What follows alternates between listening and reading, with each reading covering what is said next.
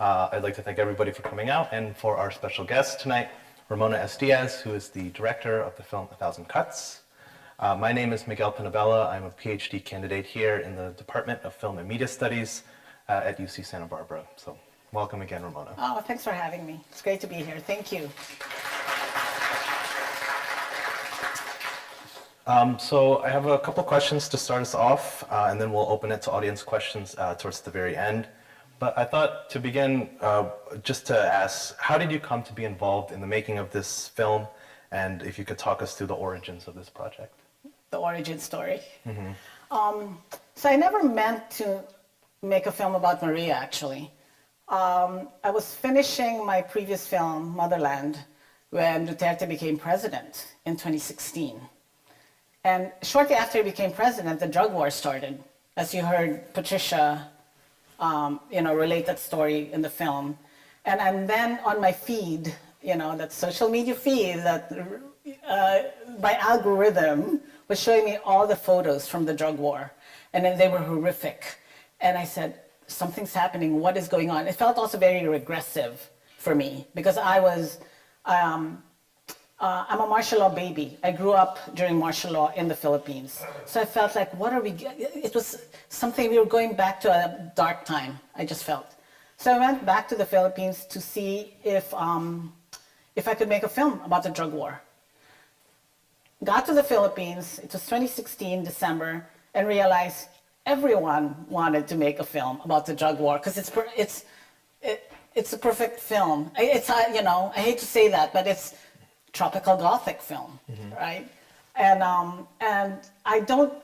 it was also breaking news, and I don't know how to do breaking news. I'm not equipped to do breaking news. I'm not a journalist, so felt like let me see if there's something else. There's something else here because I wanted to make a film about the Philippines during Duterte. That I knew, and so I looked around, talked to people. And then realized Maria Ressa was talking not only about the drug war, she was talking about algorithms and weaponizing social media.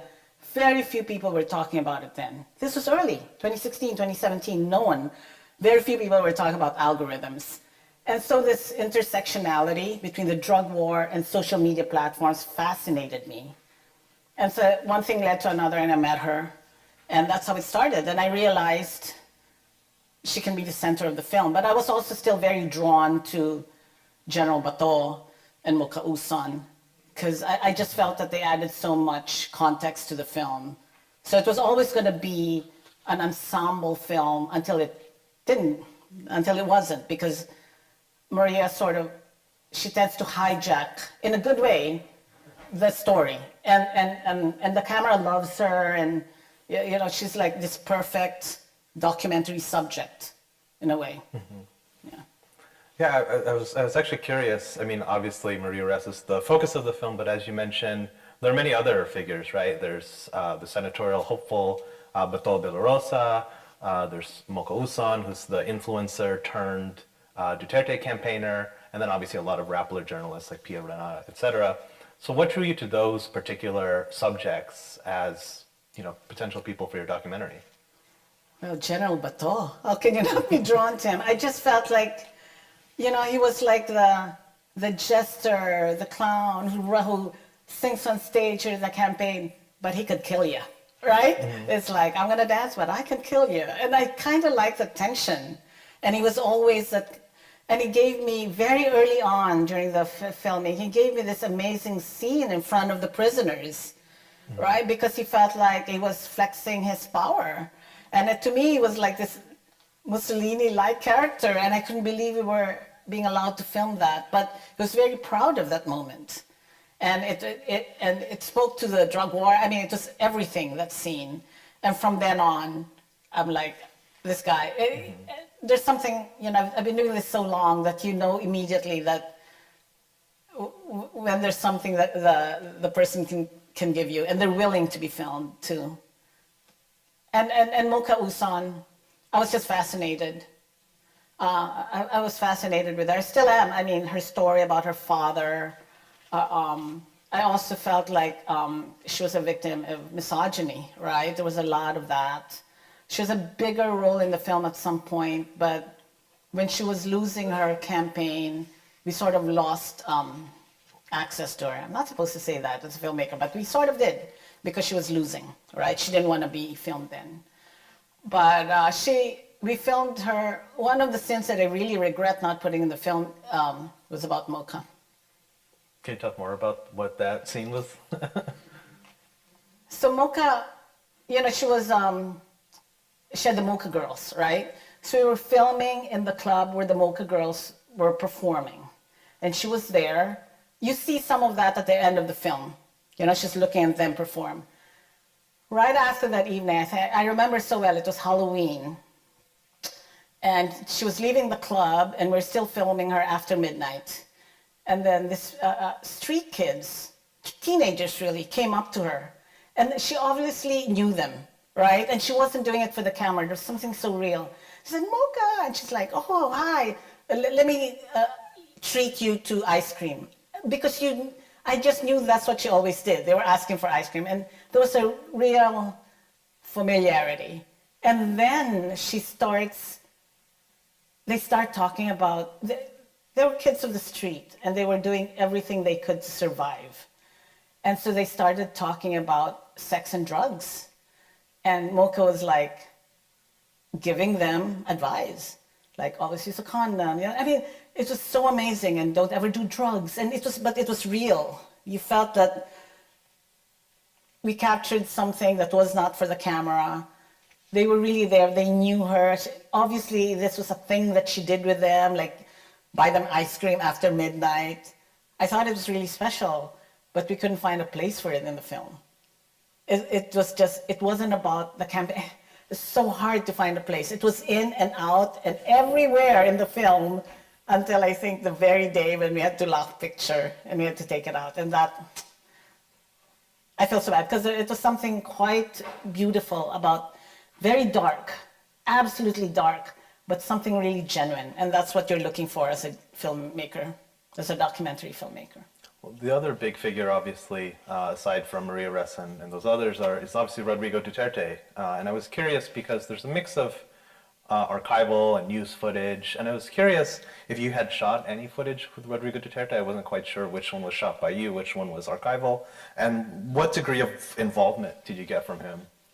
So with Duterte, all the rallies were ours. So we were allowed to film him. And he knew we were around. All the footage with Maria, that's all archival. That's all Rappler archival. When he says, you know, I've killed people. He knew we were around. I think it kept us safer for him to know that we were filming this. He knew what we were filming because we were filming one of his inner circle, which was General Bato. We were backstage with him and everything. So I think he liked knowing what we were doing. And I know for a fact we were surveilled, for sure, because, you know, I'd talk to his chief of staff and he'd say, so, how was the North yesterday? And it was this power play. And I understand games, right? I made a film about Imelda Marcos, so I understand these political games.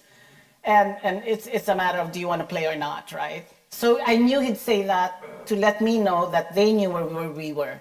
But I think us, sort of me giving them that information or playing along gave them more security that they knew what we were doing. Does that make sense? Mm-hmm. Yeah.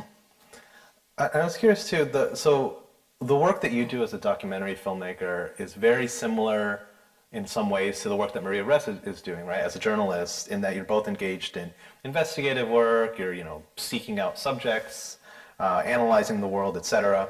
Do you see yourself engaging in a form of journalistic work, or what are some of its overlaps and differences with the filmmaking work that you do? I think there's one important overlap. I think as a documentary filmmaker, and this is the same with journalists, there's a contract with the audience that what you're giving them is some kind of truth, that you're not lying, that you're not putting words in people's mouths. I think that's sacrosanct, and that's where we really overlap. but I don't see myself as a journalist. I think I get very, first of all, I don't think, I'm never objective. I don't think I'm ever objective because I work in film, right? Film resists objectivity. I am a director who directs your gaze in a certain way to a character, and I cut it in a certain way. So, no, I'm not objective, and that we differ. And I think I also get very close to the people I film. I become friends with them, and I always root for them. So I think it differs in that way, but it also overlaps in a lot of ways. I was curious too, if you see, or what relationship you see between filmmaker and historian or archivist. I think it always becomes part of history. That's why we have to be very careful, right? If journalism is the first draft of history, we're probably second or third draft, right? But it becomes part of the historical record. Like, I've made a lot of films in the Philippines. My very first film was Imelda Marcos, and people refer to that. And, historians refer to that in classes across this country, which to me is a big responsibility, because I don't think of that as I make the film. I'm making the film, I'm drawn to characters, so that's what moves me, and that's what gets me up in the morning. But I don't think, oh, this is going to be part of history. But only later, I'm like, oh my God, it's going to be, so for next time, I'm conscious of it. I have to be, there's a certain care that you have to take. But on the other hand, I don't also want to self-censor. Because after all, I still feel it's a piece, it's a film, right? And people should read it as a film and not history. Although I do understand that it will be taken, they'll read it as history. And I was curious then, how do you see political filmmaking in the Philippines? What direction it's taking, and what direction should it be taking in the future? If you have thoughts on that. No, not really, because I live here. I wish I could answer that, but I don't live in the Philippines. I'm not the right person to address that. Yeah, but political filmmaking during the Marcos was very interesting. It flowered, right? A lot of metaphors, because that's what you do under a oppressive government. You make films metaphorically because they don't get it. And you can't be that explicit. But there's a lot of, Duterte never ever stopped the films about the drug wars, right? There were 2 or 3 films that came out about the drug war. He never stopped it. He never censored it. I think he liked it, which is a weird thing, right? Because he did admit that he killed people. So what is it to have, your precious little war on film? I'm glad you brought up this idea of, filmmakers using different techniques like metaphors, and I wanted to hear about your filmmaking techniques that you use here in 1,000 Cuts. One motif that I noticed was how your film cuts often between images of the Rappler team, and they have, very humble, very plain kind of offices, and then we get a cut to these really big, gaudy, rallies that are almost like sporting events, and it creates this interesting tension. And I was wondering if you could talk us through the filmmaking choices that you include in this film that helped you to make certain arguments or whatever commentary you wanted. You make it sound like it's so intentional. Thank you. It's more intuitive, I think. And, I've worked with the same editor my entire filmmaking career. She's cut all my films. So she's like a very close collaborator. And it's so weird because we don't really think of structure. We don't think of those intentions. What we do is, in a very intuitive way, we look at the footage. She watches all the footage. I watch all the footage, or I know it, right, from having filmed there. And she makes her golden list. I make my golden list, the scenes we love. And we go to the scenes we love, because if you don't go to the scenes you love, you start with the stuff you love. Otherwise, you'll never start editing. You can't start from the beginning because it will overwhelm you with the amount of footage I shoot. We go to the scenes we love and we start cutting them. She starts cutting them, and then we throw it up on the wall, right? And then after you throw it up on the wall, and so it's never about plot. It's always about character. It's always about emotion. It's always about behavior. That's what I do. I observe behavior. At least that's my definition for a filmmaker. We put it up on the wall, and then it's like a puzzle. Then you put it together. And then and then you just play with it. So it's interesting that you think this. I'm like, wow, yeah, that's what we meant. I would love to say, but maybe that's what we meant. I don't know, but it worked, right? So sometimes we cut based on pure form, right? Like an example, we had to cut from Maria in New York. We had to cut back to the Philippines to Bato, right? Because he was praying or something. And Leah cut it in terms of the form of the composition of the picture.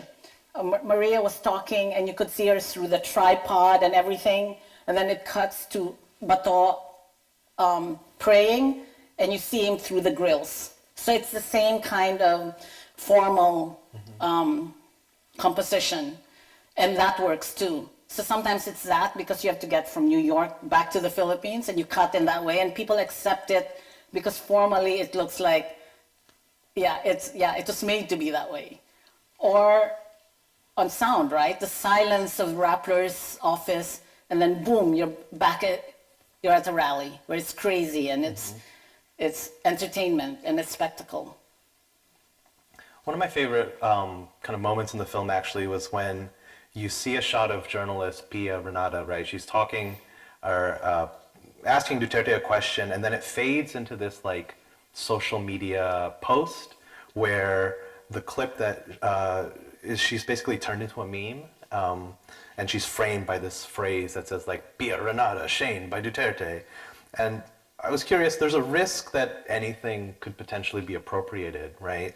Or for far right or conspiratorial purposes, or trolled, which obviously you document in this film.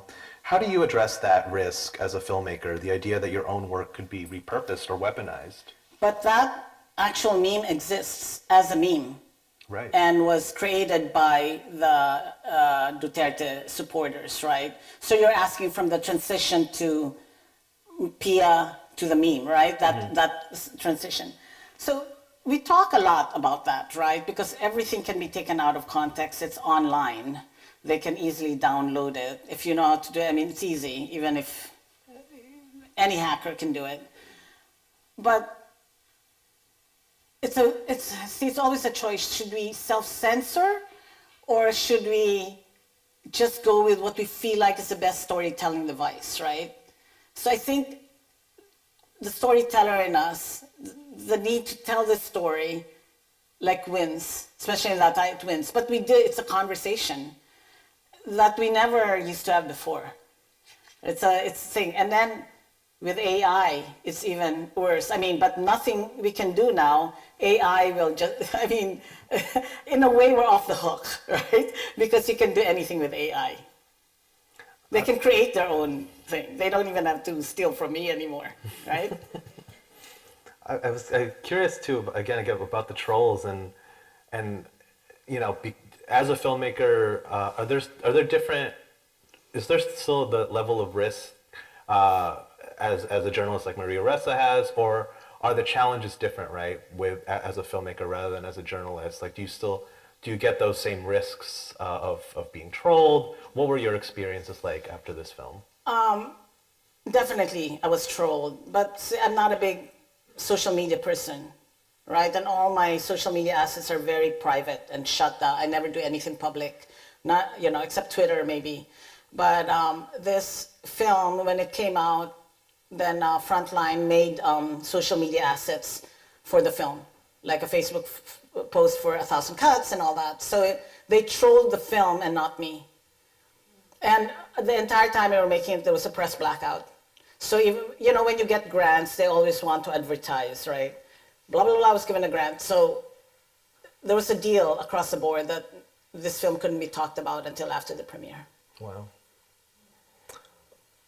So obviously, you shoot a lot of footage of the rallies of Duterte and Bato and many other political rallies. You see cameo appearances by like Sarah Duterte like towards the end. the really interesting... And George Clooney, of course. Of course, of course. In the Philippines, it's really interesting that there's just a multitude of people, right?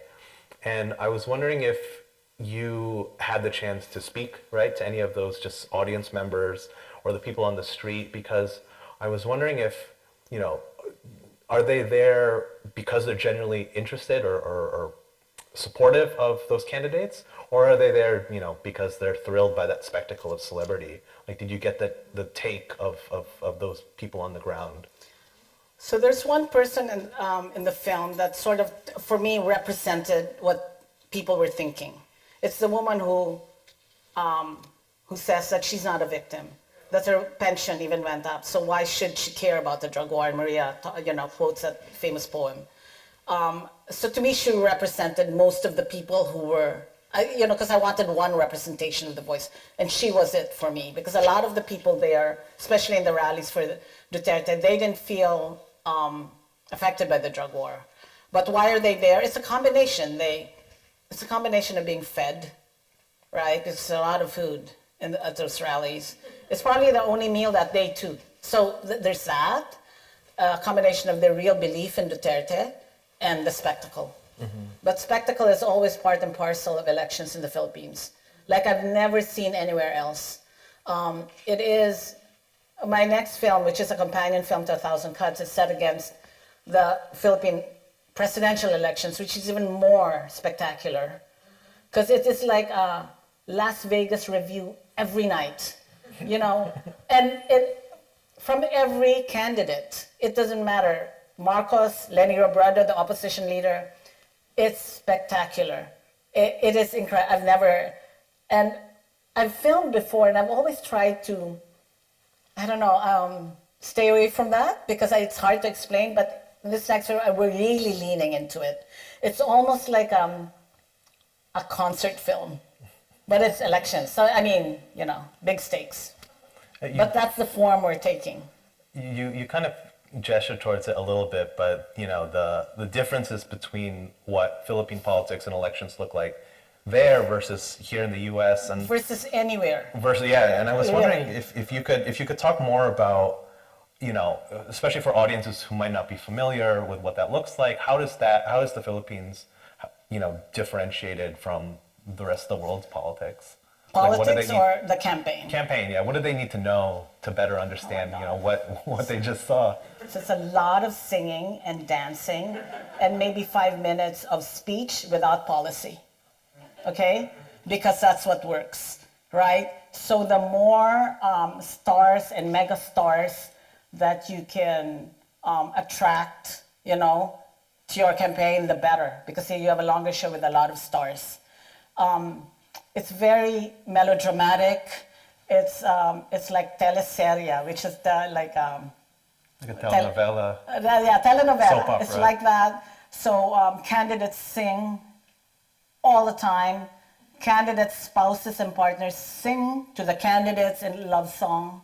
It's that. It's like, but people go crazy over it. But there's very few, and then some speeches. Like you saw Batol giving a speech. It's like, you better listen to me or I'll kill you. One of these things again, right? And then he sings. So that's what it is. Leni Robredo, the opposition leader, tried to put policy in there. She would talk about policy, but you could tell the audience just loses interest. So she had to bring it back with singing and dancing. It's really not good. But it's always been that way. Duterte did not bring that. It's always been since Imelda Marcos, I guess. Yeah, I've seen Imelda, and there's plenty of, singing and dancing. Yeah. So figures like Bato de la Rosa, Rodrigo Duterte, they're very, I guess, very generous. They're prickly, kind of candidates. They're very rough around the edges. So what's the appeal of those candidates? What do you see as why they appeal to their followers? Because they're the macho, right? It's that strong man figure. Think about it. Duterte admits he killed people, he still won the presidency. There's something about that that is, yay, you defended the honor. There's still that thing of people getting attracted to strong men. And I mean men, because they're always men, right? The strong men. Ferdinand Marcos, right? Ferdinand Marcos was accused, the father, the dictator, was accused of, and found guilty of killing his father's political opponent. He appealed the case. He appealed it. He was the one. He appealed it. And he acted as his own lawyer, as a law student, and got off. It was like he was... But that didn't stop him from becoming president. A lot of people thought, yeah, you should really avenge your father, right? There is that feeling that that's not a disqualifier. I wanted to also get back to Moko Uson, who I think is the most interesting character for me. I write about her in my dissertation work, and I wanted to know your thoughts on her, right? You get this incredible footage where she gets really vulnerable and talks about, her father being assassinated. I was wondering what your thoughts on her and how she was able to catapult herself from this kind of internet online figure, minor celebrity, to this incredible position of power. I think it was timing too, But I was drawn to her because I knew there was also that kind of tension, right? I knew the reason she supported Duterte. And that story to me was very telling. And I wanted to tell that story. Because behind Mocha Uson, the dancer and entertainer, was this real story. And it was very intentional, her support of Duterte. But in a way, she helped Duterte, because she wasn't a minor. She had a very big social media following, and she brought that, in, right, when she joined Duterte. So it was, I think it was reciprocal and equally so. And you mentioned earlier too, right? So she's kind of on the downswing, right, in terms of influence, maybe. So I was curious too about what led to those series of events for her. Well, she lost the election. I think it was the wrong time for her to run. I think she should have waited. But she was so popular that, sometimes you really believe that you can, a political career is so different from supporting Duterte, right? And I don't think she got the support of the party, of Duterte's party, when she ran. She was always supported by Duterte, but not necessarily his party. Yeah. So the documentary obviously is about the Philippines specifically, and maybe some viewers outside the Philippines, they might see this and think, oh, this would never happen here, right? That's them, not us. Well, Trump happened here. What are you talking about? Well, I was going to get to that. How's this story relevant, right, to people living anywhere in the world? You bring up Donald Trump appears, I think, very briefly, right? We don't ever talk about him, but you see the picture of him. Yeah. And was that like a choice on your part, or did it just? It was intentional, because I love that picture with him and Duterte laughing, ha. But it was intentional to never mention Trump, but to show him with Duterte. What do you see as the? So for those who might think like, oh, very naively, that this would never happen here, what would you say to that point of view? Trump won here. What are you talking about? Right? Again, January 6th happened here, right? So it can happen anywhere. Less so here because the institutions are stronger here, right? It can recover easily. Not like in a place like the Philippines, harder to recover because the institutions are so weak in places like the Philippines, in the global south, but I was told I can't say global south anymore, but you know what I'm saying. But here, easier to recover because it's such a bigger country too, and the institutions just can withstand those hits. Yeah. And earlier, before this event, we were actually talking about your earlier film Imelda, which was made 04. Yeah, almost 2 decades ago. And I was wondering, looking back at it, what similarities and differences you see between somebody like Imelda Marcos and the Marcos administration versus what you were seeing in A Thousand Cuts? It just goes to show that some things change and some things never change, right? I mean, her son is president right now. And I think that Duterte enabled that because, oh my God, he would talk about his hero, Marcos, at every turn.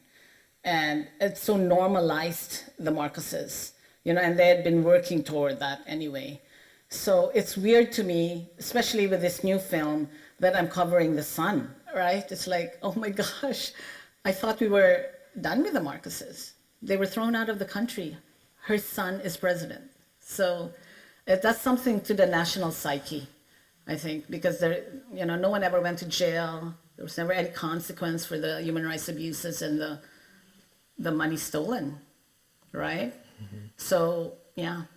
And no one talks about that now because he's president. Everyone has been co-opted and normalized, and that's scary. That's the big shadow, right, that looms over this film in light of the election this past year is, right, Bongbong Marcos and the legacy of the Marcos family. I don't remember if Bongbong Marcos ever shows up in this film. No, Amy does. She's dancing. Yeah, and Sara Duterte also shows up, who's current vice president of the Philippines. And in this film, I think she was still mayor of Davao. She was mayor. Yeah. And I was, wondering, are there things that you saw when you made this film that could shed light on how we got from Duterte to Marcos again today? On A Thousand Cuts, or Duterte himself, I think, right? That kind of wannabe strongman, right? I think that's what it laid the groundwork for the return of the Marcoses. And like I said, he talked about Marcos like it was a golden age. If you start talking about it like it's a golden age, a lot of people believe it and it becomes real. Did you also see, obviously because you were following through with the most recent election, some of your thoughts and observations during that? For regarding Marcos? Yeah, the election of Marcos. Well, Bong never. And I have Sara to admit, they ran a very disciplined campaign, very disciplined. And really what they did was they didn't talk, right? So the less you heard from them, the less you could really say anything. Bongbong never, ever participated in any of the debates. And they would always leave a podium up to show that he didn't show up. But he won. He won by 30 million votes, right? 15 million more than his closest rival. It was so you could project anything onto him because he didn't say anything, right? He didn't give pressers. He didn't allow media to cover his rallies. So who were covering it? The vloggers, right? Mm-hmm. That were friendly toward him. That's it. And there was never any place for the media in his rallies ever. They were not invited. It was really interesting, but it worked. Well, thank you so much, everybody. Thank you again, Ramona Diaz, for joining us.